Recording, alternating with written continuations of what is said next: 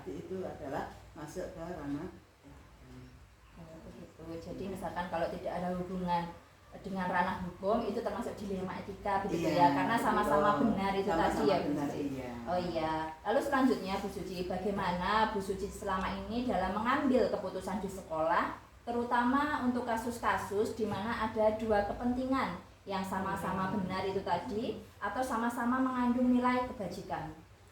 Selama ini kami dalam mengambil keputusan yaitu dengan cara kami panggil, kami musyawarahkan, kita selesaikan dengan secara musyawarah mufakat, kita tanpa memihak satu sama lain, kita cari keadilan, transparan, terbuka.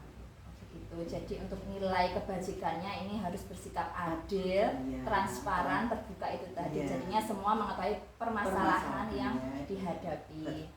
Iya. Lalu untuk langkah-langkah dan prosedur seperti apa yang biasanya Bu Suci lakukan selama ini? Ya sama seperti tadi yang saya ucapkan tadi, yaitu kita musyawarahkan, kita kumpulkan, kita musyawarahkan, kita selesaikan secara adil, transparan dan terbuka tadi. Begitu, jadinya tidak ada yang ditutupi begitu ya. Betul. Terus ya, untuk langkah-langkah dan prosedur yang disampaikan Bu Suci menurut saya sudah bijak sekali, sudah efektif menurut saya. Lalu hal-hal apa saja Bu Suci yang selama ini anggap efektif dalam mengambil keputusan pada kasus dilema etika? Hal-hal kami yang kami anggap efektif yaitu tadi kita pertemukan antara satu dengan yang lain, kita tanya permasalahannya apa, pokok permasalahannya, kita selesaikan sebaiknya itu kita selesaikan secara musyawarah dengan satu dengan yang lain, jadi terbuka itu tadi.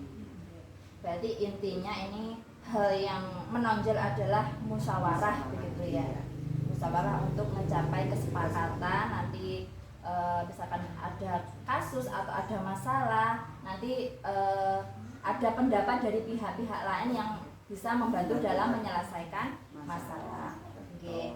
Lalu selama ini hal-hal apa saja yang menjadi tantangan dalam mengambil keputusan pada kasus dilema etika? Nah itu tantangan kami. Tantangannya yaitu takutnya itu membuat kecewa perasaan ya, karena kita kan transparan, terbuka, kita tidak memihak antara satu dengan yang lain, sehingga dengan sikap kita harus adil, netral ya. Jadi mungkin ada di antara salah satu mungkin ada yang kecewa atau mungkin ada yang merasa bagaimana, itu yang tantangan kami kan menyinggung perasaannya takutnya di situ. Ya, karena setiap pendapat orang lain kan berbeda-beda. Takutnya nanti misalkan kalau pendapat dari salah seorang tidak dipakai, misalkan kan harus bisa mengambil kesepakatan yang lebih banyak itu tadi nggih. Nah, ya jadinya menjaga perasaan orang lain itu tadi. Lalu dalam menyelesaikan masalah, adakah jadwal tertentu? Apa Bu Suci langsung menyelesaikan di tempat? Oh, langsung spontanitas. Jadi ada permasalahan langsung kita panggil, kita kumpulkan, kita pertemukan. Karena kalau misalnya kita jadwal permasalahannya hari ini, kita jadwalkan besok atau lusa, takutnya disangka saya memihak satu dengan yang lain. Iya. Jadi secara spontanitas langsung. Jadi langsung satset gitu ya, tidak berlarut-larut masalahnya, cepat selesai permasalahan, bisa langsung menemukan solusi yang tepat begitu. Lalu dalam mengambil keputusan, adakah seseorang atau faktor yang bisa membantu Bu Suci dalam melakukan pengambilan keputusan pada kasus dilema etika? Jelas ada. Saya tidak bisa memutuskan secara sendiri. Karena kami kalau di lembaga misalnya wali murid, lembaga ini kan ada guru, jadi kita harus melibatkan guru sehingga kita nanti tidak disangka memihak itu tadi. Jadi setiap kita mengambilkan keputusan, kita musyawarahkan juga dengan guru-guru yang lain. Mungkin kalau wali murid dengan wali murid, mungkin ada wali murid sebagai penengah juga, sebagai saksi, sebagai penengah, sehingga kita betul-betul terbuka. Karena ini di lembaga sekolah, berarti seluruh warga sekolah ikut membantu dalam memecahkan masalah. yang terakhir Bu Suci, pembelajaran apa yang dapat Bu Suci petik dari pengalaman ketika mengambil keputusan dilema etika?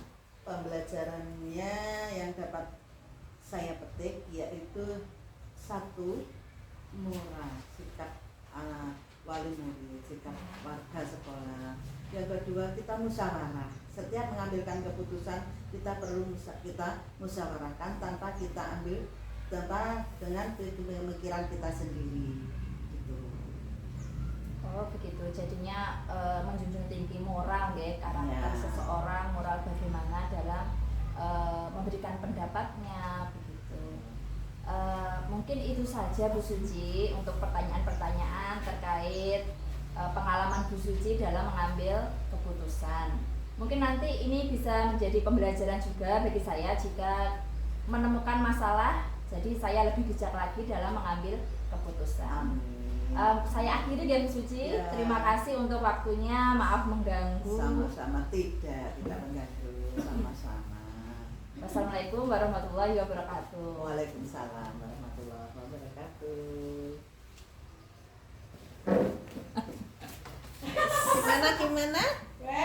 Gimana?